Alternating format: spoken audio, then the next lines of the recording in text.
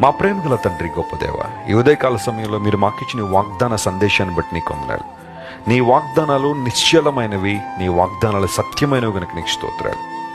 నీ మాట చొప్పున మమ్మల్ని బ్రతికించే దేవుడు గనుక నీకు స్తోత్రాలు. ఎవరైతే మృతతుల్యమైన అనుభవాల్లో ఉన్నారో, తమ కళలు దర్శనాలు మృతమైపోయిన పరిస్థితుల్లో ఉన్నారో తిరిగి బ్రతికించండి అయ్యా. నీ శక్తితో వారిని నింపండి. పరిశుద్ధాత్మదేవ బలమైన నీ అభిషేకంతో వారిని తాకి నీ మహిమ కొరకు వాడుకోండి.